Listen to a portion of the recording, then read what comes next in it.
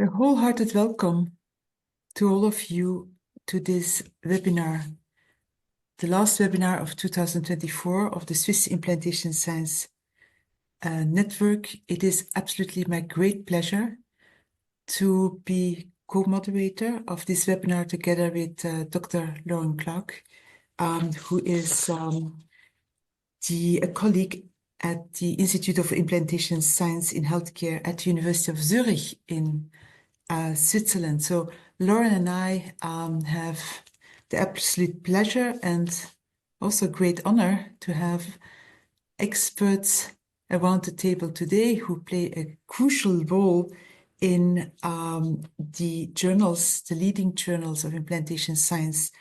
So we would like to have each of these different editors being introduced. Lauren, over to you. Yes, thank you, Sabina. Hello also from my side. So it is my great pleasure, as Sabina has mentioned, to present to you one of our panelists today. So we have Anne Salas with us, who is a nurse and also professor in the Sinclair School of Nursing and Department of Family and Community Medicine in the School of Medicine at the University of Missouri in Columbia. And she is also the Associate Dean for Implementation Research and Health Delivery Effectiveness in the School of Medicine. She has many hats. She's also a research scientist at the Center for Clinical Management and Research at the VA Ann Arbor Healthcare System in Michigan. She has also quite diverse training in nursing, sociology, health economics, econometrics, and general health services research. And the reason why we are having Anne with us today is she was a co-editor-in-chief of Implementation Science from 2012 to 2019. And she will be speaking today in her capacity as a founding co-editor-in-chief of Implementation Science Communications. Thank you, Anne, for being with us. And we are very happy also to have today with us Dr. Sonja Schoenwald. She is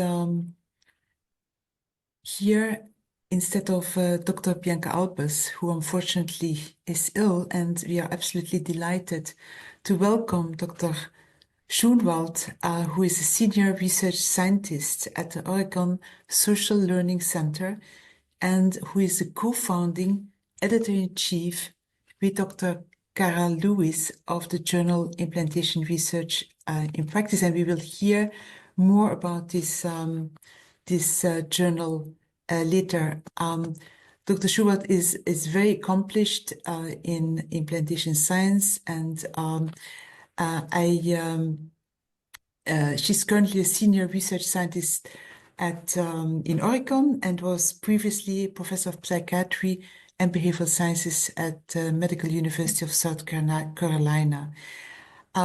So she has been active in view of quality assurance protocols to implement and adapt multisystemic therapy in diverse community and systems. And we also look forward very much to hear more about the journal Implantation Research in Practice later in this webinar. Thank you. And I will now also present our next panelist, Greg Ahrens. Thank you for being with us. Greg Ahrens is a professor in the Department of Psychiatry at the University of California, San Diego. He's also co-director of the Altman Clinical and Translational Research Institute and director of the Child and Adolescent Services Research Center. So again, holding many hats. He has been developing implementation frameworks, including the Leadership in Organizational Change for Implementation, or LOCI intervention, which many of you will know, and has also been involved in developing community-engaged implementation and scale-up strategies and pragmatic measures that many of us are using. He has joined the Implementation Science editorial team as an associate editor already in 2009 and served in that role until he transitioned to co-editor-in-chief in 2022. So thank you, Greg, for being with us. And now, last but not least. Absolutely. Welcome to Dr. Paul Wilson, who is a senior lecturer at the Center for Primary Care and Health Services Research at the University of Manchester in the UK, and is the Implantation Science Research Team lead for the NIHR Applied Research Collaboration Greater Manchester. Also, another head is the co-director of the NIHR-funded Rapid Service Evaluation Team called REVAL. Dr. Wilson's research interests are focused on the evaluation of the implantation national policy programs, development of rapid methodologies to inform decision-making, and also methods to increase the uptake of research-based knowledge in healthcare. Last but not least, Dr. Wilson is the editor-in-chief of Implantation Science, and that is also why we invited him here with the other editors today. So this webinar is being structured in a way where we have an input of the different editors on their journal, so that we have some basic information on these different journals. And this is being followed by a discussion. Now, all of you also can engage in the discussion by putting your questions into the chat, and you will get the opportunity then also to ask your questions during the discussion, but it allows us also to organize it. So we are absolutely delighted, and so I would like to ask Dr.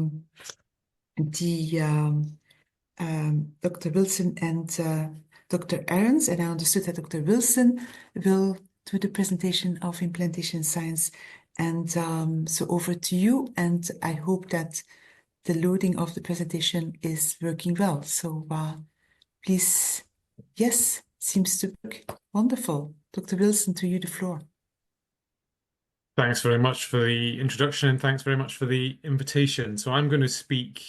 Greg is just going to be a passive participant in this part of the session, but no doubt we'll hear from him in the discussion when we get going. So I'm going to just, in the next 10 minutes, give you a very brief overview of implementation science, which most of you will know is the oldest kid on this relatively new block of specialist implementation journals that have emerged over the last 20 years or so. So we were established back in 2005, started publishing 2006. The current editorial team is led by myself and Greg. I've been in the role since 2019. Prior to Greg, I was partnered with Michel Vensing, who's still on our wider editorial team, and many of you will know. We've just introduced a new deputy editor-in-chief, and the reason for that will come apparent when we sort of talk about submissions. In Renad Bedis from Northwestern University in Chicago, and we have a specialist protocols editor who works across both journals, in Alison Hutchinson, and she's based in Melbourne in Australia. And then a smaller associate editor team, but we have a very flat structure, implementation science. This is mirrored in our companion journal, Implementation Science Communications, in that a lot of the decision-making responsibility can lie with the associate editors, so they're able to make accept and reject decisions in much the same way as the senior editors can. So just to give you an overview of our sort of potted history. So as I said, we're sort of coming up for 20 years old as a journal. And when we started, we were the only specialist journal in this space. The field was, I hate to say relatively new, because interest in implementation into practice has been something that's long-standing in applied health research. But in terms of a specialist journal entering the market, this was the first of those. And as you can see, there's been a sort of rapid and then quite a sustained growth over the nearly 20 years now in submissions. The eagle-eyed of you will notice that the grey line at the bottom is the what we actually end up publishing on a year-by-year basis, and you can see that there is an increasing gap between what we get in terms of submissions and what we end up actually publishing in practice. And just to go into that in a little more detail, as you can see from this table, so this just the last 4 years I've focused on just to give you a sense. So submissions are on a relatively steady state, although this year we have seen, although it's only about 100 more than usual, it does make a significant difference to the editorial capacity to manage that. But we're over 900 submissions. We've been, for the last maybe 10 years, we've been doing 800 a year. Our acceptance rate has been dropping over time. It was never that high to start with. We were about 15% in the early days, and now we're down to 8%, and that seems to have plateaued a little bit. And I'll explain some of the reasons behind that. We do a lot of desk rejecting at implementation science. So this is partly because of editorial capacity, but also reviewer capacity. Although we're a growing field, we're quite a young field, and the burden on reviewers to review a lot of content is can be substantial compared to other sectors, which are much larger and broader. So we desk reject quite a lot of content which doesn't fit the scope of the journal, and I'll explain some of that in a minute as well. And increasingly in these last 4 years, with the introduction of implementation science communications, we are transferring content, or offering transfer, I should say. So not all these transfers end up in an ISC, because authors can make decisions on whether that's the destination that they want to end up in. So, but these are the numbers that we do routinely. So there's a high volume of submissions, there's a low acceptance rate, and I'll hopefully explain some of the reasons behind that, and maybe we can pick some of those up in the discussion later as well. Just to give you a sense of where these submissions are coming from, so we're receiving submissions from over 100 countries now, but needless to say, the main sources are the traditional high-income countries that you would expect, plus China has emerged in the last few years as a significant source of submissions. There's a high level of interest in China around implementation science. As an editorial team, we've taken one of our editorial meetings to China. We've been involved in implementation science specific conferences in China. So there's a real growing market, but there's a mismatch currently in terms of understanding about what we are interested in terms of a journal scope and what's actually getting submitted. So we're working through that process. So as you can see, although there's lots of submissions on an implementation science side of things, these aren't actually being turned into publications at the other end of the production pathway. So to sort of address some of this, we routinely, and this is maybe the fifth iteration of the journal scope since our inception. So routinely, periodically, whichever way is more appropriate to say that, we sit down and reassess the parameters in terms of the types of publications and submissions that we'd like to see and we're interested in, and some of the parameters that sit around particular design types and where they fit in terms of our journal. From the outset, back in 2005, 2006, the original founding editors, Martin Eccles and Brian Mittman, saw this as a mission, not just providing a destination for content that's related to implementation science, but also to promote standards in the field in terms of rigor and quality in relation to the research that was conducted. And we've continued in those veins. So in terms of the thresholds we set, they tend to reflect that original mission of the journal to sort of drive up standards. It's a young and emerging field, so some of this is understandable as we learn together in terms of developing our own skill sets and capabilities and capacities in implementation science. So this latest iteration has come out. It sets out core considerations around what we expect from submissions to the journal. These cut across all papers. Some of the scope issues are not design specific, and we always encourage authors to, before making a submission, familiarizing themselves with the scope of the journal, because that may help their decision about whether to submit to ourselves or to alternative journals that are existing in the field. In this iteration, we've also refined our protocol publishing policies. We've had a long-standing commitment to publishing protocols in implementation science. That's also been picked up by implementation science communications. We were running slightly different publishing criteria, and we've consolidated those to make it clearer and more understandable for prospective authors on which journal is the best place to submit a particular protocol type. We also have quite new approaches to dealing with traditional barriers and enablers, determinant studies. We receive hundreds of these, and we are increasingly moving to a model that will require authors to take account of both which journal is interested in publishing these, but also the structure and format that those reports have to take, particularly in how they relate to the broader evidence base that exists around determinants, but also how that information then filters through into implementation strategies, processes, and outcomes. And just to finish off my intro slides, I just want to say about the reasons why we decided that we needed to introduce a companion journal. And this is really, our discussion started in this space around 2018, both with our publishers, but amongst ourselves as well.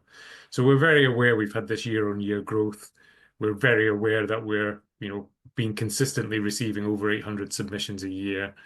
The journal is open access, but as I've said, not in scope. So there are parameters in terms of the types of study designs and types of papers that we're interested in seeing. We've always maintained this focus on quality, and this has led to a very low acceptance rate. So we were very aware as an editorial team that a lot of manuscripts that were getting rejected from implementation science were in scope. They were scientifically sound, but they weren't at a scale or making a significant methodological contribution in a way that would move methods and understanding in the field forward. But there was no destination for those to go, and that was one of the drivers behind our decision to introduce implementation science communication. Needless to say, there was an unmet need in the field. This has been met by a number of journals that have entered the market in the last 5 years. We think that's actually a very good thing, providing opportunities and destinations for authors to be able to submit their work in this growing and emerging field. I'll stop sharing there. Excellent. Thank you, Paul, for this introduction overview of implementation science. I'd like to take the opportunity to remind all of our attendees to please enter any questions you have for Paul or for any of our other panelists. Please enter them in the chat, and we'll have time to go over some of those questions at the end. And in the meantime, I would already like to then welcome Sonja, who will present implementation research and practice. The floor is yours, Sonja. Thank you very much. And do I have the capacity? Do you see my slides? We are not seeing them yet. Okay.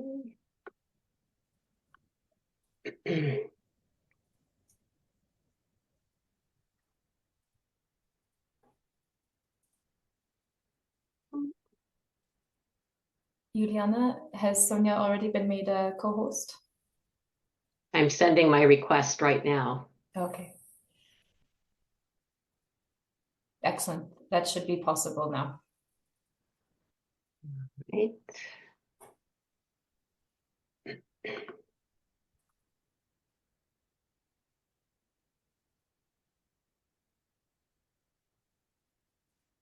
Do you see the title slide? Yes. Thank you all very much for this opportunity. I am delighted to be here. Implementation, research, and practice is one of the newer kids on the block, and it is a co-publication of the Society of Implementation Research Collaboration and Sage Publishing. I will briefly characterize the nature of the journal, talk a little bit about scope, types of papers, and tell you about the team at the end. Briefly, we are also open access, online only, peer-reviewed, and our goal here is rapid publication of interdisciplinary research that advances the implementation in diverse contexts across all developmental phases of human life, of effective approaches to assess, prevent, and treat mental health, substance use, or other addictive behaviors in the general population and those at risk or suffering from those disorders. This came about, the impetus for the journal. Actually, some of the characters on this call were early inspirations for us. Originally, the bit about the publishing partnership, and many of you on this webinar may be aware that the Society for Implementation Research Collaboration, SIRC, actually began as a conference series funded by the National Institutes of Health in the US over a several-year period of conferences every other year. And at the conclusion of that successful series, a group of folks came together to develop out of it the Society for Implementation Research Collaboration, which was then technically founded in 2015. But even before that technical founding of a society rather than a conference series, a planning committee began to identify, sort of through surveys, looking at the marketplace, talking to authors, looking at the field, that there might be an opportunity, even though we had implementation science sort of leading globally the field, that there would be an opportunity to take a look within this space of prevention, intervention, treatment, implementation of those things related to behavioral health, mental health, substance use, and other addictions. And so the planning committee began to explore these possibilities and do a sort of an overview of the field and the landscape. We put together a publishing partnership in 2019 and launched. Co-founding editor Kara Lewis, who had been a president of SIRC, and I as editors-in-chief in 2020. On May 21st of 2020, a very inauspicious time for the world and also within the US between COVID and other cataclysms here. So it was an interesting time to launch, but we did, and we're still here. Kara has moved on to go. The National Institutes of Health in the US is very fortunate to have her there. And we have a couple of new additional editors-in-chief who you'll see toward the end of the slides. For the purposes of people here on this call orienting to our particular scope, we are, as I say, we focus on effective approaches. So we are not in the business of exploring initial evidence as to whether a prevention or intervention for mental health or addictions has evidence of effectiveness. We're looking for those that already are. It's in this realm, again, mental health, substance use, addictive behaviors, but can be across many contexts. So schools, workplaces, community centers, health centers, preschools, wherever humans are in context and are at risk or already evidencing these issues and need to have access to effective prevention or intervention treatments. We are, as I said earlier, not focused on intervention development, feasibility, efficacy, or demonstration of implementation strategy, feasibility, or efficacy for something that hasn't yet had a decent evidence base for effectiveness. We also are not focusing on general health or healthcare interventions. We have several different types of papers that we welcome at this point. Most of our submissions are, in fact, original empirical research articles. We do have methodology paper types. We have reviews, systematic scoping. Other types are short reports, are for more preliminary kinds of evidence pilot projects that are implementation oriented, conceptual papers, viewpoints, and something we call the practical implementation report, which is essentially the opportunity for people who are implementing, purveyors, frontline implementing folks, stakeholders, to come together and describe an implementation effort with sufficient detail that people can understand what happened and how it happened, and in a way that some sort of evaluation of it has taken place, so that we can get something that might be generalizable out of it. We are pleased that our first contract with Sage was for 7 years, and we at our halfway mark we were hitting all of our benchmarks, and we expect our first impact factor in 2025. Paul kept talking about scope. We are of our submissions so far, over 51% were out of scope. Our manuscript submission guidelines make very clear, we think, what our scope is, and we have now, actually taking a hint from Greg Ahrens a few years ago, we now actually require in our letters to that authors send along with manuscripts a specific statement about how this actually fits into the scope of the journal.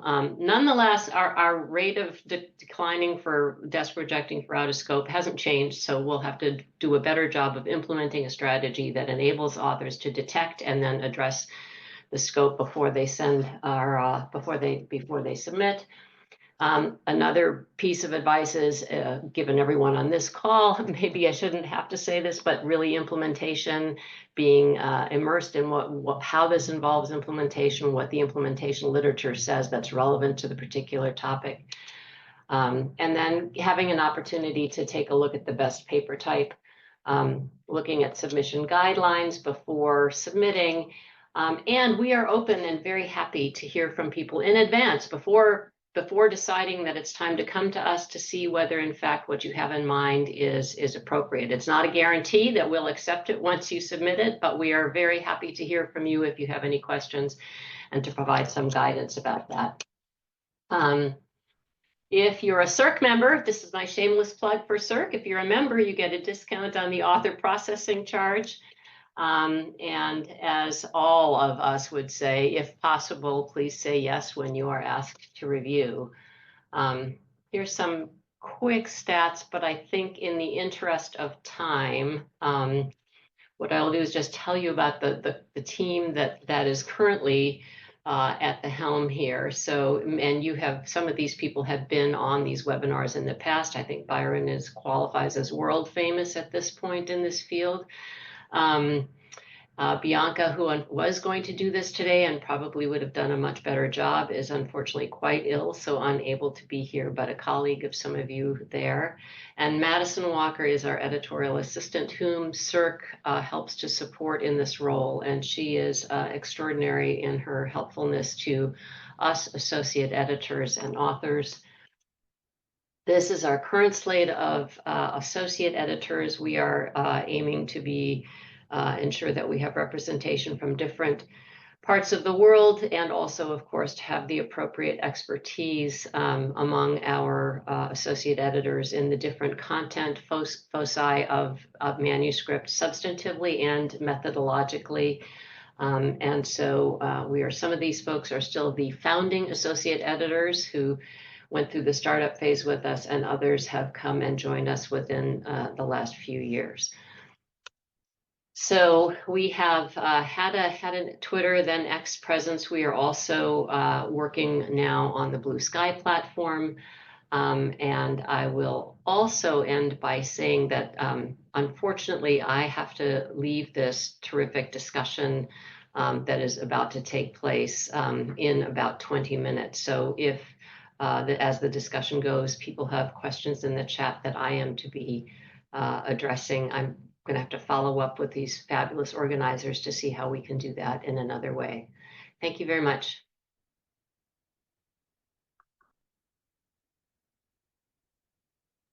Sabina, we're not hearing you yet.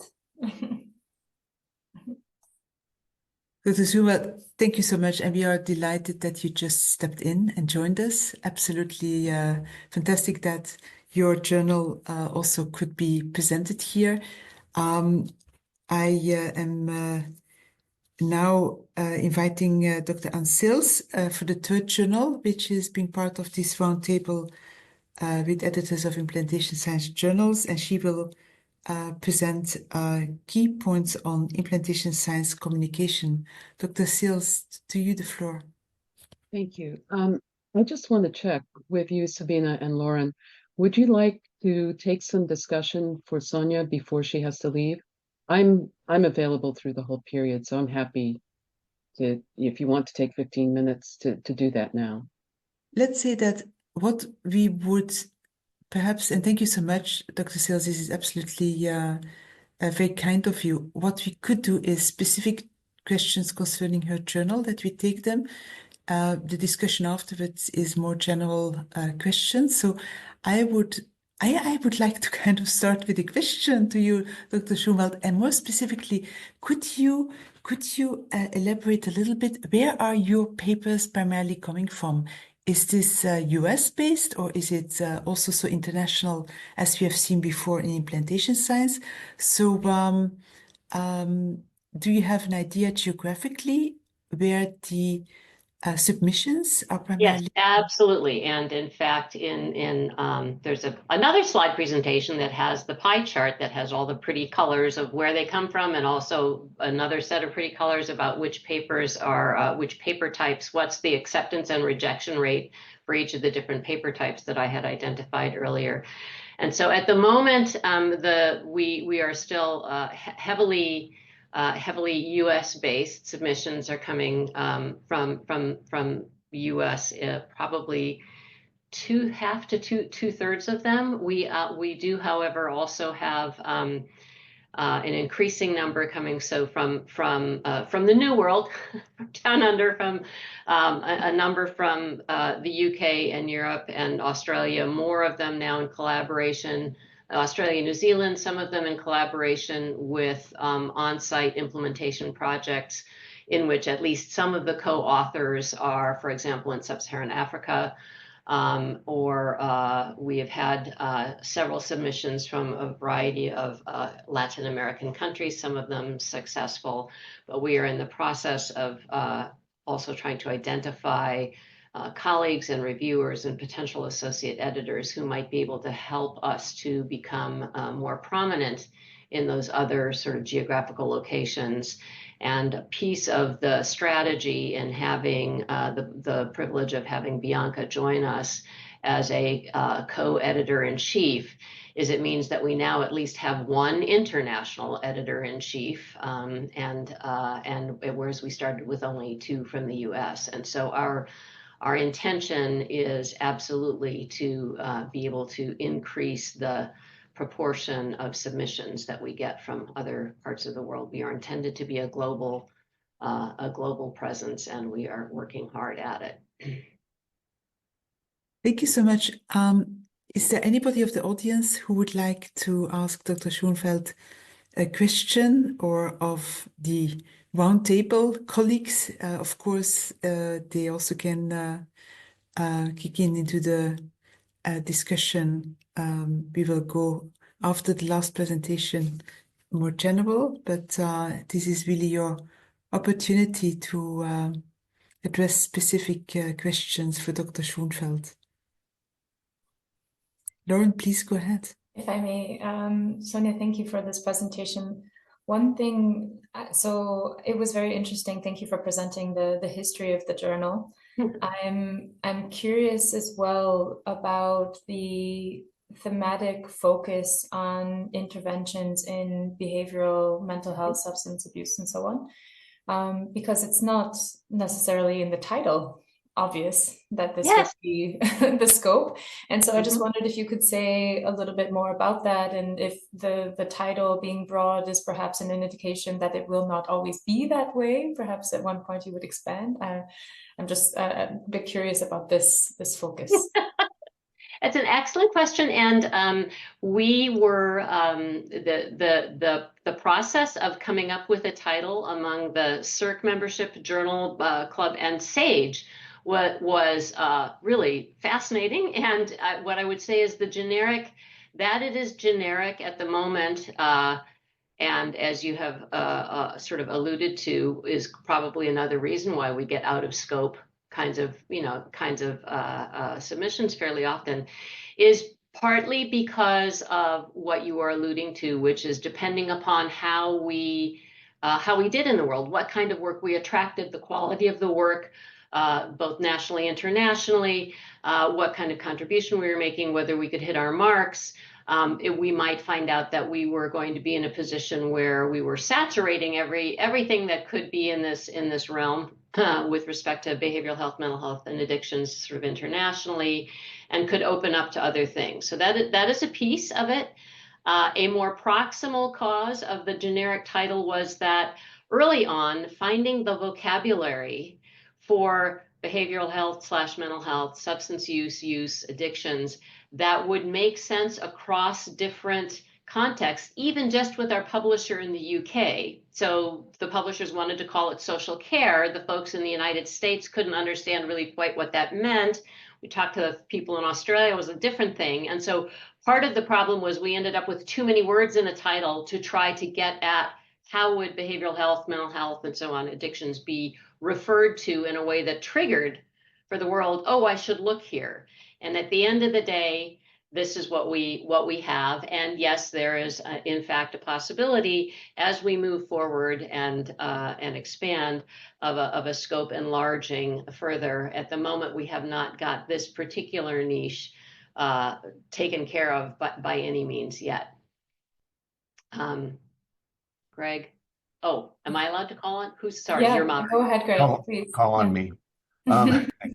So, and just thank you, Sonja, for the lovely presentation. And so I'm just thinking, as someone who started my career in the children's mental health area, and now I'm doing work in HIV and cancer control, for implementation, research, and practice, if I'm doing a study looking at cancer control or palliative care, but behavioral health or mental health related to those, would that type of paper still be in scope for your journal?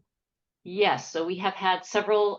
They don't always make it through to publishing, but not because they're a scope problem. Where there have been foci on implementation of things to help decrease depression or increase resilience with respect to different kinds of problems among cancer patients, for example. And we do have a number of HIV related, a number of papers in which HIV is a focal point, but the extent to which there might be addiction involved or depression or other kinds of issues definitely are in the mix. So they can be primarily another problem as long as we can see that there is concern about something related to mental health or addictions, and the implementation is relevant to both, right? So it's good enough. Okay. Thank you. If I may, before I run off, just say one, when you all have this tremendous discussion, and thanks, Anne, for this space and everyone for giving it to me. One of the things we said in our editor's welcome, when Kara and I wrote it, was that at the end we had this audacious notion about where might the science go, and it's a bit provocative, but it is that perhaps if we all do this well enough, this advancement of the science and of enlarging of the audiences and contexts, that we would be in a situation where we didn't need to have journals that were specifically focused on implementation, because we would have somehow gotten good enough at this all that we would find ways to safely and effectively evaluate interventions in a way that they would be implementable or more implementable from the get-go without risking that we've suddenly, made people worse because we haven't tested efficacy first. So I would just leave you with that provocative possibility that I think we are still aspiring to a little bit at implementation research and practice. Thank you all for your time. Dr. Schoenwald, again, from our side, a wholehearted thank you for joining us for your presentation, and we hope to see you back at one of the other webinars in the future. You found to Thank be you all very Switzerland. much. Thank you. Bye-bye. And thanks, Anne, for the time. So we will now move back to Dr. Anne Sales, and Dr. Sales will give an overview of the third journal, which is part of our discussion, which is Implementation Science and Communication, already mentioned before. Dr. Sales, please go ahead. Thank you so much. And hopefully you are now seeing my slides. And hopefully now it's seeing presentation mode. So thank you again. I really appreciate this opportunity. And as you can see from this slide, which is very similar to Paul's opening slide, we are a companion journal to implementation science and published as implementation sciences by Springer Nature. Originally, we were published by BMC, which was at that point in 2006, an independent publisher, which was soon thereafter acquired by Springer Nature. And so very briefly, our team, and this is the team of editors. I don't have a slide showing our full editorial board, but we have the folks at BMC Springer Nature who are our very, very good collaborative partners in producing the journal. And then Roman Shu and I are the two co-editors in chief. But I just want to make a note that I'm going to be transitioning out of my role as editor-in-chief at the end of this calendar year. So very shortly, actually, in a couple of weeks. And Elvin Gang, who is listed currently as one of our associate editors, will be taking on the role along with Roman Shu. And for those of you who don't know Elvin, he's at the Washington University in St. Louis. He is a very accomplished implementation scientist and infectious disease physician, and his implementation science work to date has been very largely focused on HIV/AIDS, but increasingly, as is so true of so many of us, is expanding in scope beyond HIV and AIDS into broader health issues. Roman Shu, for those of you who don't know him, is at the Southern Medical University in Guangzhou in China. And he is, again, a very accomplished researcher, one of the first graduates of the PhD program at the University of Washington in Seattle, not to be confused with Washington University in St. Louis. He's one of the first graduates of their PhD program in implementation science. So Roman is one of the few of us who has formal training in implementation science. And as Paul noted, we have a protocols editor, Alison Hutchinson, who is in Melbourne in Australia, and our group of associate editors, we don't list them by where they are, but about half of them are in the US. We only have one at the moment from Canada, and others are from Australia, China, and Germany, Netherlands, in Michelle Vensing, who was with me co-editor-in-chief of implementation science before he stepped down the role. So as Paul noted, we've had a very rapid growth in submissions to implementation science communications. And I'll just note that like the experience that Sonja talked about with IRP, implementation science communications, I'm sorry about the dogs. I hope that they will settle down shortly. Implementation science communications launched just before the pandemic hit globally. And so our first year was spent in kind of getting ourselves oriented, recruiting associate editors, and dealing with lockdowns. And one of the things that I think is true of the lockdown period for many people in the academic world was that it was a time when a lot of people submitted papers because they actually had time to sit at their desks and get papers written. And so we benefited from that. And as you can see, we had a rapid increase in submissions, which is this blue line, and it peaked in about 2021 and now seems relatively stable through 2023. And from what we know of 2024 so far, it's also fairly stable. However, as Sonja said, for IRP, we will be getting our first impact factor next year in 2025. Our expectation, as happened with implementation science, when we got our first impact factor there, is that we will see submissions rise substantially once we have an impact factor, almost no matter what it is. But the fact of having an impact factor is very important in the publishing world and for academics in particular. As you can see, the gap between submissions and acceptances is not as high for implementation science communications as it is for implementation science, and this is by design. It is still fairly substantial, though, and on the next slide, I'll show more detail about this. But I just note that at this point, we are accepting about 30% of what's submitted to us, in contrast to implementation science, which is more around 7 or 8%. So this gives a little more detail and goes into the first part of 2024 in terms of our submissions. The proportion that we send out for review, our acceptances, which of course were small in our first year, and then our acceptance rate, which started off a little lower than we wanted, actually. We have been shooting for an acceptance rate between about 30 and 40% in general, and we've been staying in that range since then.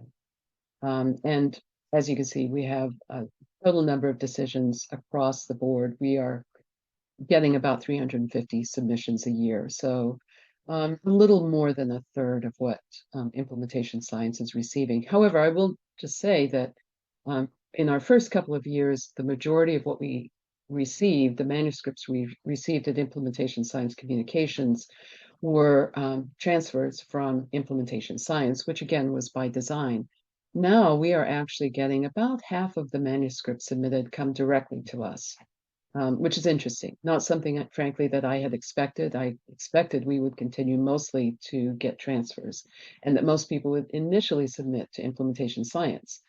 But we are seeing more and more people submit initially to implementation science communications, which is fine. I personally, I'll just say my personal strategy always with publication is to shoot for the highest ranking, highest impact factor journal that makes sense to me and is in scope. And so it's a little puzzling to me that people don't always start at implementation science. But at the same time, this helps to spread the workload, and we work and collaborate together very, very closely and effectively. In terms of geographic distribution, much like implementation science and IRP, the majority of our submissions come from the US. And as you can see, that was lower in 2024 than in 2023. But again, 2024 is only partial in this year. It only goes to mid-year. I think we'll see this about the same number by the time we close the year in another few weeks. Australia is our next highest, but very closely followed by UK and Canada. These vary significantly. And you can follow through to see how many acceptances we have and then the actual publications that we're getting from each of these countries. I want to just point out that US, Australia, UK, Canada, Netherlands, and I would say actually to some extent Sweden as well, the Nordic countries, we have traditionally gotten a fair number of submissions from those countries. Uganda is showing up in our top countries submitting. And this year we might see a different distribution. We have had a number of submissions from Sub-Saharan Africa in general, and Uganda, Kenya in particular. And we are beginning to see more submissions from some of the European countries as well. Our goal is to increase our global reach, which I think is true for all of the journals participating in this discussion today. And to achieve that, we are also increasing and expanding our editorial board. We have representation from a number of countries, including many in the global south, and we expect to see that increase as well. So very briefly, just a few other metrics for the journal. And this is true for all online journals, that the number of downloads is often very high. And as you can see in 2023, getting up to 750,000, which is a lot. Citations are many fewer because that actually requires a publication, using and citing the papers that are downloaded. And then social media mentions, again, for implementation science communication, are relatively strong and relatively high. We are currently indexed in these, and as I say, we're expecting our first impact factor next year, whenever those come out. So just to go a little bit, we talk a little bit more about the history. Paul has alluded to this, but to our knowledge, there was no journal focusing on the science of implementation before Implementation Science was founded in 2006. Our founding editors were Martin Eccles, who's depicted here, and Brian Mittman. And Martin and Brian were succeeded by Michelle Vensing and myself. And we stayed in those roles. Michelle stepped down in, I think, 2021, maybe 2022. And Greg Ahrens, who is on this call, although not presenting, has taken his place. And Rebecca Armstrong was the other co-founding editor-in-chief for Implementation Science Communications. Rebecca is a scientist in Melbourne, in Australia, and she stepped down in 2022 and was replaced by Roman Shu, who, as I said, is in Guangzhou. I do want to just note, though, Lauren asked a question of Sonja about the fact that the title of the journal is very broad and doesn't discuss the fact that it focuses primarily on behavioral health. Implementation Science is also a very broad title, as is Implementation Science Communications, and neither of those titles reflect the fact that our scope really is almost exclusively health. We are pushing the boundaries on that to some extent, and we have published quite a few papers that focus on health-related implementation of evidence-based practices in non-health settings. For example, schools in particular, correctional institutions, social care facilities more broadly, including social services and other more community-based, less institutional settings than healthcare as defined differently across different countries, but often somewhat narrowly. And this is an area that is, I would say, stretching us because we don't have a great number of reviewers in those areas. But I do want to note that implementation is a human activity that spans essentially all settings and sectors across our economies and across the globe. And I think that while these journals, all the ones that have implementation science or implementation research in their title, are still very much health focused. For the most part, I think we're still excluding a great many types of papers that we could be thinking about more. Just to talk a little bit about the increase in publication access through the increase in journals that we've experienced. As Paul said, the increase that was represented by our launching Implementation Science Communications as a companion journal to Implementation Science, but also right around the same time, Implementation Research and Practice, becoming an open access journal as well. And then Global Implementation Research and Applications, which is the journal published by the Global Implementation Society, GIS. And that one has a somewhat broader remit than health, and does diversify for a little bit into other sectors, although I think the majority of their publications still predominantly have a health focus. We are very much focusing on increasing our editorial competence and experience for low and middle income countries. And we are seeing a very large growth rate in publications from low and middle income countries, in addition to high income countries that have not had a long tradition of health services research and implementation science research.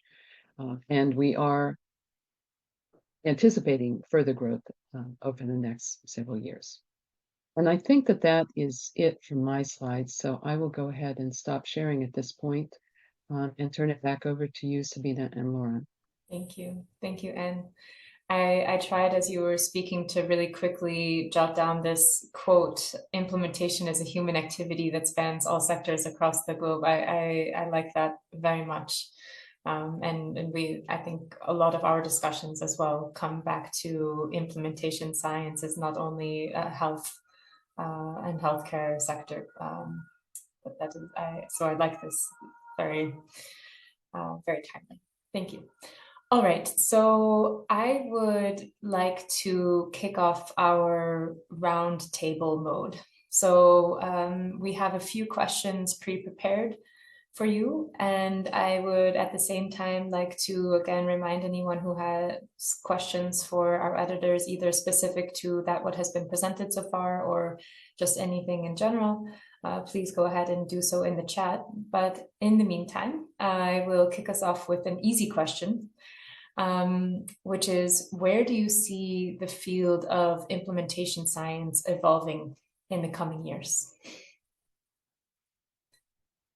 And I would invite you all to feel free to speak to this topic. Yeah, I'll jump in. Thanks, Greg. So, I think in light of even the discussion that we've been having, globalization of implementation science, and a lot of the work has been centralized with countries with the funding to support implementation science studies and the development of implementation science, for example, in the US within the National Institutes of Health that, started off, with a couple of institutes, with the National Cancer Institute and the National Institute of Mental Health, and now is across 17 of the institutes within the National Institute of Health. And also, recently seeing more specific funding for work in low and middle income countries. So the National Cancer Institute has an initiative on implementation science for cancer control. In LMIC's, the National Institute of Mental Health, their global mental health division is, I think, growing. And then institutes in particular, like the Fogarty International Center, which has sort of the mandate to support, health research in low and middle income countries, but also now is, I think, having more and more commitment to implementation science. And I'll leave it up to Paul to talk about what's happening in the UK and in Europe more broadly. But with colleagues that I work with in Norway and Sweden, we're seeing that growing interest and also the growth of the European implementation collaboration. There's I'm seeing that growth as well as in places like China, Australia. So I think that globalization will only add to the richness of implementation research and implementation science. Thanks, Greg. Paul, did you want to jump in? Yeah, I can add to that. So the global health, I think, investment in infrastructure and growth, that's been largely funded through high-income countries currently. I think that's replicated in Europe as well. So we're seeing exactly the same levels of activity and engagement with the Global South. Hopefully, over time, we'll see the Global South leading that activity rather than just being in a sort of co-production mode at the moment.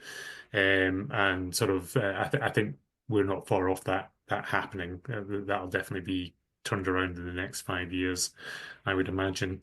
Now, the other thing I think alongside that, so that's definitely the biggest area of expansion in the field, but we're also seeing increasing interest across the life sciences more generally, and that offers opportunities but also challenges for those particularly people like myself who work in a UK where there's very much a move towards pulling innovation through from the biomedical end of the pathway through health tech and health technology assessment, and doing things that would normally be considered to be in the phase 3 space for innovations, not just pharmaceutical, but med tech and digital devices. So I think this is an area of growth because that's largely been driven more by policymakers than researchers themselves. So they're looking for faster adoption and spread of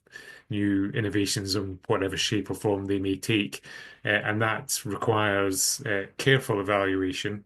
But it also requires us to sort of be a bit more creative in the methodologies that we bring to bear in those settings. So that's definitely an expansion that's happening now. Again, that tends to be in high-income countries, but you can see that spreading globally as it takes off. Yeah, I would like to sort of pick up where Sonja left off before she had to leave us, with this sort of question, are we going to work ourselves out of business by becoming so good at implementation that basically journals that are focused on implementation will no longer be needed? I'm personally very skeptical because I think one thing we have learned over and over again is that there is great specificity to implementation. It is really difficult to generalize from one context to another, from one innovation to another, and to draw the kinds of general lessons that I think we're all sort of hoping for. I'll just say that it's now been over a decade since the last of these was published, but there was a paper published called No Magic Bullets. There was a subsequent paper that was called No Magic Contexts. And then there was another paper that was published that basically was still No Magic Bullets. That was about 10 years after the first No Magic Bullets paper. Again, that was a while ago now. I think we're ready for another one. But in my experience, when people come to me and say, I need to implement this practice, they are often asking me, what's the generic way to implement this practice? And my answer is, there really isn't a generic way to do much of anything in the implementation space. And that may be a limitation of my knowledge and imagination, but it's also been an empirical reality that I've experienced, as have most of my companions and colleagues in this field. So I just wanted to say that because I think that this is a goal we would all like to shoot for, but I think we also have to think about what that means.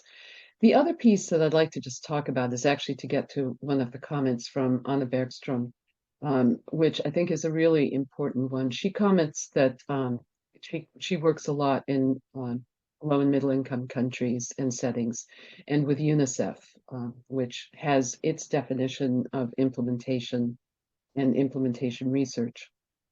And that the issue is, if the goal is to implement research, then it de facto limits what you will be implementing. And this is a reality, again, that we run into not only in low and middle income countries. I run into it constantly with my colleagues who work in the Veterans Health Administration, and I'm sure in the UK and other places where you have trusts and other bodies that are commissioning specific work to be done. They often come to us and say, here's the thing we need to implement. And my first question is, what is the evidence for that thing that you want to implement? And the answer is, we're not sure. There may not be any. It's a new innovation. It's something we want to try. And my response, which usually then takes me out of the picture of having to do the work, is to say it really doesn't make sense. And Sonja alluded to this also, that unless we know that something is going to work, at least in some contexts, at least some of the time, it's really difficult to argue that it's worth the energy, time commitment, and expense of doing particularly full-scale implementation, which is a complex, systematic process and one that still is in a discovery mode itself, to implement something that as yet has little basis in knowledge about whether it will actually work and whether it will actually improve things, make things better for the people who you are serving, as well as for the people who do the service. Most of the time, at least in my work, it's the providers who need to change behavior, and convincing them that behavior change is worth it to them, given the cost of behavior change, requires, I think, significant evidence and significant availability of the resources to be able to make those changes happen. Thank you so much for these thoughts. And I would like to kind of expand this discussion by asking where you as editors see the major gaps that need to be filled, or where do we need to strengthen implementation science? I mean, it is now about 20 years we have implementation science. There has been a major development happening, also methodologically. I mean, it's a very fast moving field. You have to study continuously to be on top of things. But here the question is, where are the major gaps? So for those of the audience who would like to really make a contribution, where should they focus?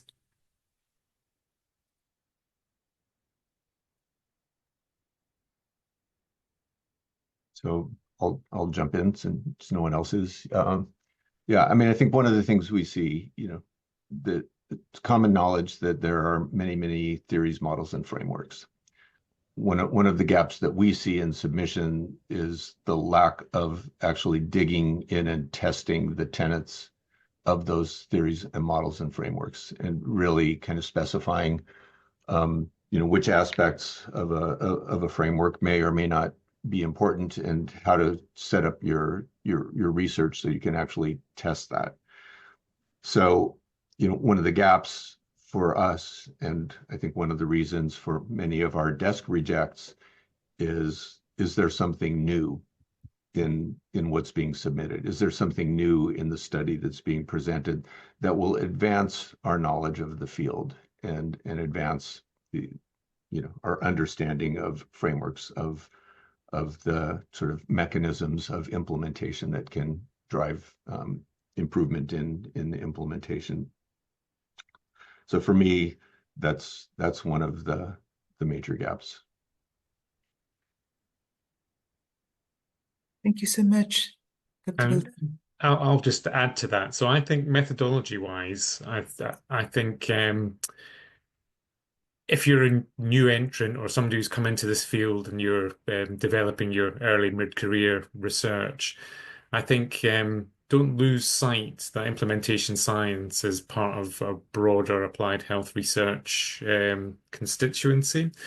And a lot of methodological development that happens elsewhere in this field should be applied in the context of ours. So I always caution. I see somebody's put hybrid trials in the chat, and I think there's a lot of, particularly in this space of complex interventions and public health research, who've had to deal with complex interventions throughout history. I think there's a lot we can learn from other fields that are very much aligned to ourselves. So let's not get too siloed in the way that we apply and think about both methodology and indeed theory in this space.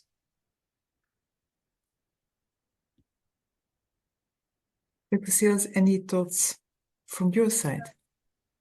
I think I would say that, I mean, echo what both Greg and Paul have said, but I think that one of the most complex spaces right now is that we have a large literature and people who are just becoming aware of implementation science, and it is growing rapidly, and many people who have been doing many other things with their careers suddenly learn about implementation science and are excited about it and are doing work that is implementation related in some way, perhaps doing implementation often.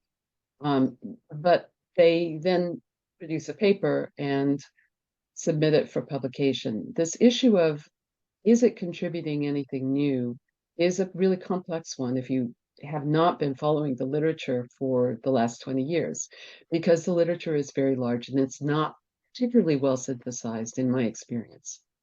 I also teach a course in implementation science and spend a lot of my time thinking about how we can help bring people into the field in ways that are efficient and fast enough to help them get going quickly, but also with enough grounding that that they're not coming in saying, "I've just discovered this field and I have a contribution," without necessarily knowing whether in fact it is a contribution.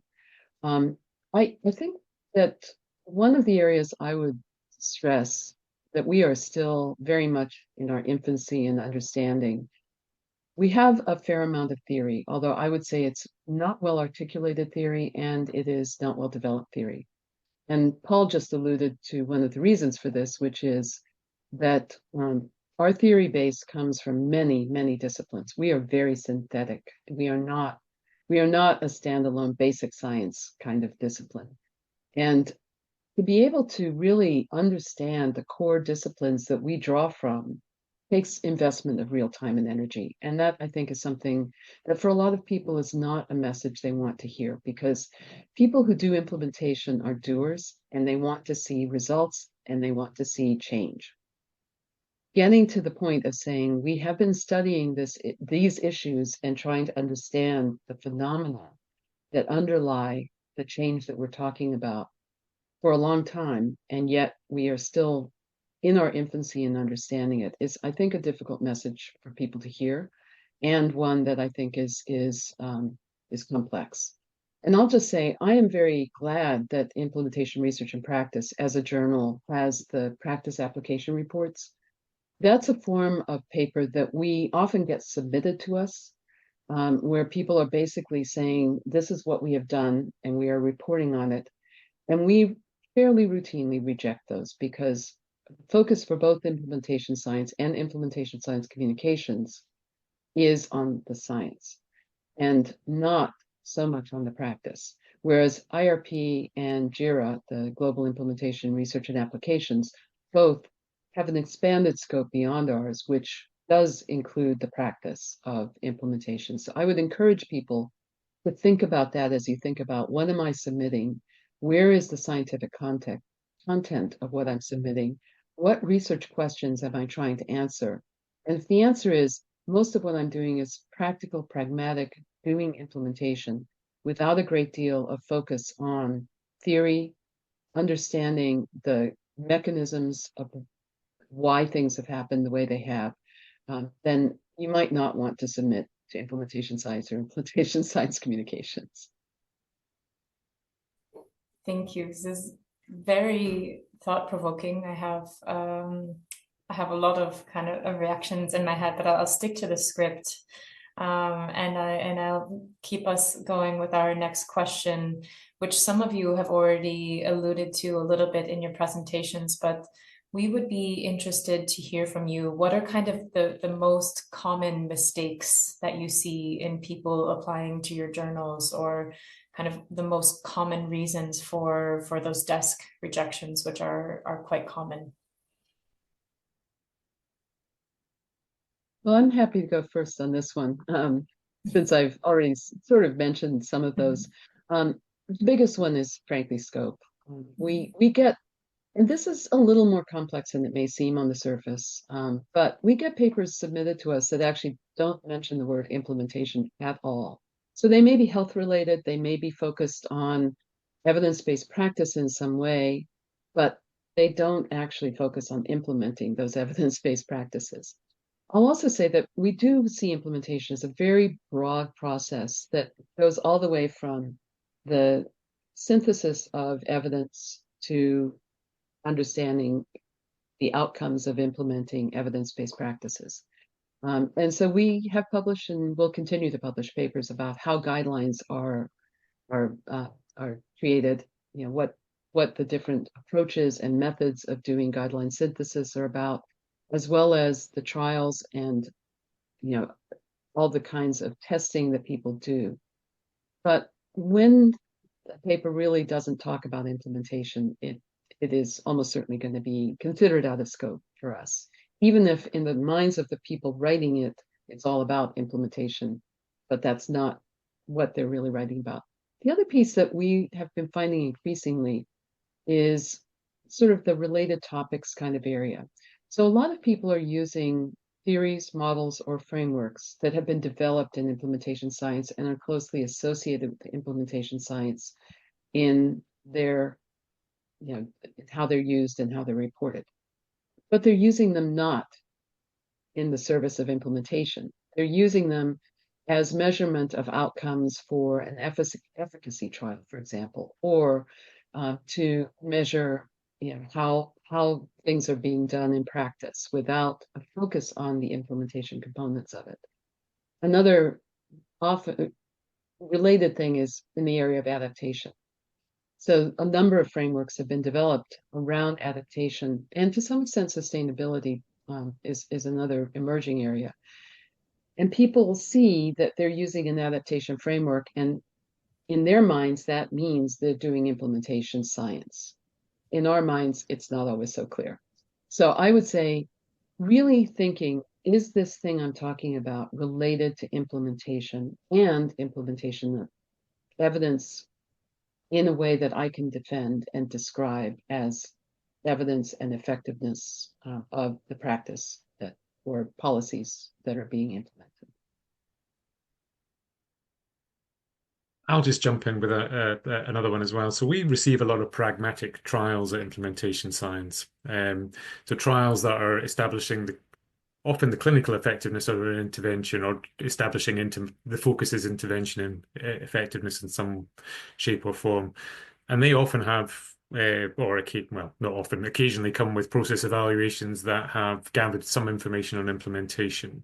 They're not in scope for implementation science, but because people have gathered some information that relates to implementation, so it very much plays to what Anne's just said, people think that it's in scope. But fundamentally, we look at what's the design, what are we actually assessing here? Are we assessing implementation, a strategy in whatever shape or form that may take, or are we establishing the effectiveness of an intervention? And for us, the easiest way to make those decisions is just to look at the primary and secondary outcomes, and if they're all clinically focused, then it's not for us. There are other journals that cater for those types of submissions, but that is particularly, I should add, with China currently, that is a large issue. So educating our potential authors in terms of what we're actually interested in versus what they may have conducted research in is one of the ongoing conversations that we're having with some sectors and some countries.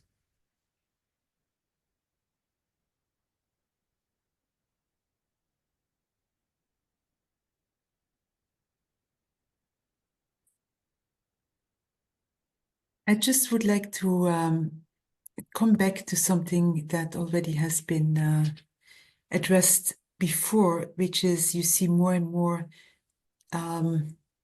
papers which are implementation science or linked to concepts of implementation science being published in even leading medical journals. Varying quality, but nevertheless, you see really that there is this kind of infiltration, which I think is not a bad thing, because it's kind of showing that this type of methodology is gaining traction. So how do you see this development? And also talking about the science that needs to further gain quality. Will implementation science have kind of different quality levels as it is emerging more and more into other fields? Or how do you see the opportunity to celebrate, on the one hand, that there is this uptake, and on the other hand, that we see, some papers being declared as implementation science, which you could question. So would like to hear your your ideas about that. So I can kick off on this one. So we do see it as a bit of a backhanded compliment to the field in general, that the interest is such now that mainstream general medical journals are often running special collections or having special calls for implementation science, whatever that might be defined as, within their journals, and that seems to be part of the mainstream. So that's a good thing for the field more generally, because when it's mainstream general medical, that also filters back to funding calls and so forth. So the resources that we need to undertake the research that we want to do, people can see that there's a value and an importance in it because it's been taken up in the mainstream. Of course, the downside of that is there's a lot of noise, and the problems that we have with what is being called implementation science in some settings and others, and by some journals, can be problematic, and it does lead to confusion in some of the submissions that we get. We often get various scopes quoted back at us when we may have desk rejected something, and then you have to spend some time explaining to the authors why that's not what we're looking for. So I think it's an issue, but at the same time, I see it as a positive thing. If we're seen as part of mainstream applied health research, that's great news. I think this, I mean, for me, this goes back to Anne's comment about kind of where the field is in terms of the growing interest. And I think we've seen an exponential curve increase in the last few years in interest in implementation science. So much so at the largest conference in the US, which is coming up again next week, sponsored by Academy Health and the NIH in the US. At the opening remarks, David Chambers asked, how many people, this is your first conference, first implementation conference? And it was about 2/3 of the audience. And so I think what we see is when interest comes from a specific, medical journal or clinical area journal, sometimes that reflects this sort of newfound enthusiasm for the field, and the kind of level of sophistication or level of purview of the development of the field may not be fully represented. And I think it also relates to Anna Bergstrom's comment in the chat about the UNICEF definition of implementation research versus the WHO definition versus the NIH versus the NIHR, and each of our journals, also provides definitions. So I think that leads to some kind of confusion and lack of distillation about kind of the core tenets of implementation research. And so I think in these different venues where things get published, those varying perspectives are represented. And I agree with Paul. Overall, I think it's good for the field because it raises the general interest in the field of implementation research and implementation science, and hopefully we'll be coming together. But also we have these diversity of perspectives, which can add to, I think, to the field. Excellent, thank you. So I want to make sure we also have time to get to questions from the audience. We have a question from Yashu Pokerel, who asks, are there any opportunities for junior people in the field to intern in the journals or as editors? And if so, how could they be reached? Any thoughts on this? So the simplest way is to get in touch and register as a potential reviewer. You go in our database, and some of our associate editors have worked up from being peer reviewers into an editorial role because they've been so good. So that's the easiest entry point for early career researchers, I think. And that's something that you can just get in touch with us, and we'd be more than happy to have you in either journal. So we share a database, I think, in the background. So please, if you're interested in reviewing for us, please get in touch. Thanks, Paul. I think that's good for especially early career researchers to know you don't have to wait to become so renowned that you're on the radar, but you can volunteer. And I think journals are even happy to have qualified, motivated early career reviewers as well in their databases. Thank you. I see there is one kind of more general question about the role of digitalization in implementation science. Any thoughts in this area? So digital health is something that we do focus on. So we're as I said, we're not just clinical interventions. So digital health interventions is something that we see a lot of. A lot of our submissions are related to that. We're in a space that we compete with a number of very high-profile digital journals themselves. So Nature Digital Medicine, JMIR, JAMIA. So it's a very crowded space. They do a lot of implementation research activity as well, but it's certainly within scope for us. Yeah, and just to add to that, I think this is actually, from the science perspective, a complex area. So if you look at the dominant frameworks in implementation research, digitization rarely, there's basically no mention. There might be something about information records and changing information records as a strategy or something like that. And that, I think, reflects the reality that our frameworks come from the 20th century.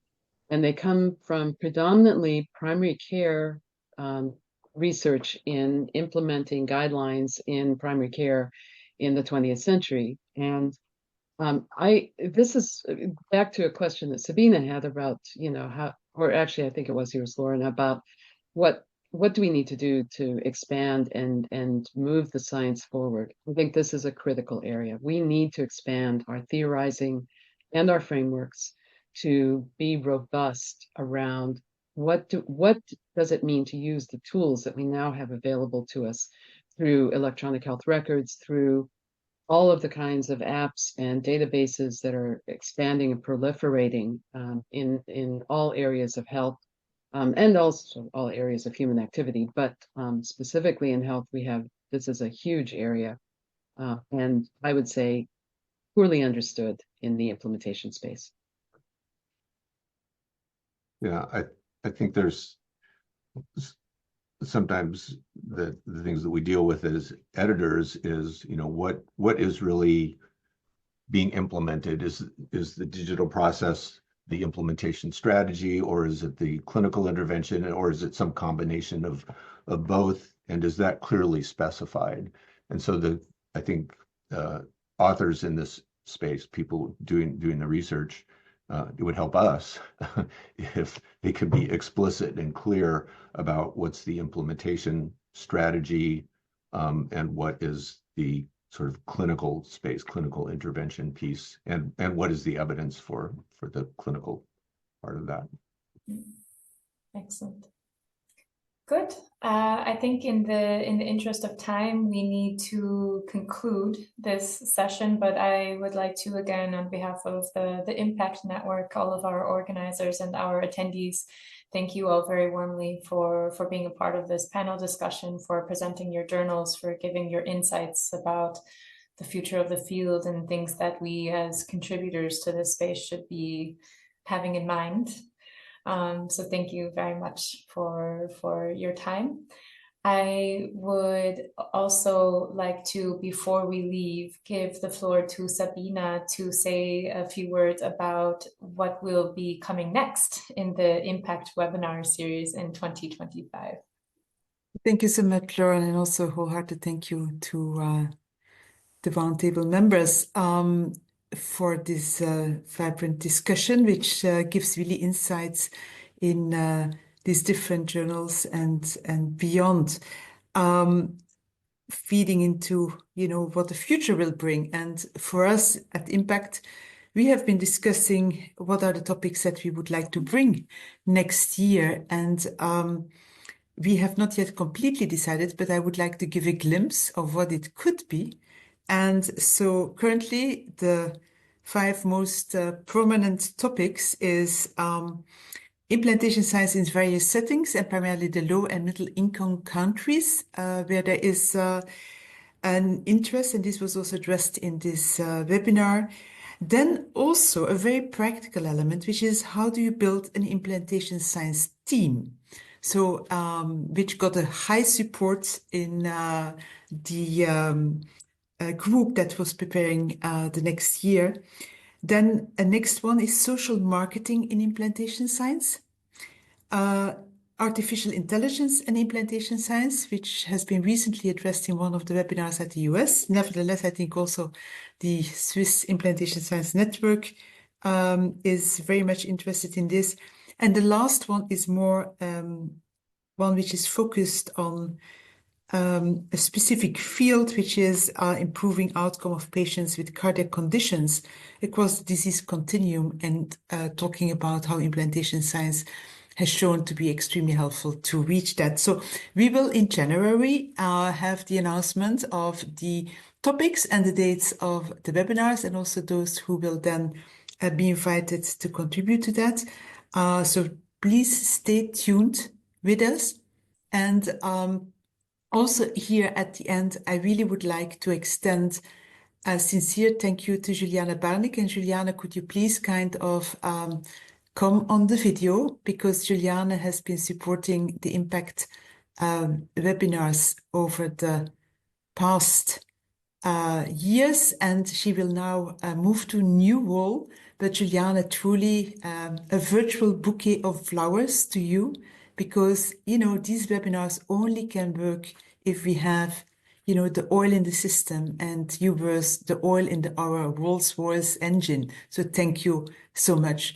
To all of you, have a wonderful end of the year, a good start of 2025. We look forward to connect again with you in the year 2025. And again, thank you to our editors. Also, thank you to Lauren for co-sharing this webinar. And be well and enjoy your time. Bye-bye.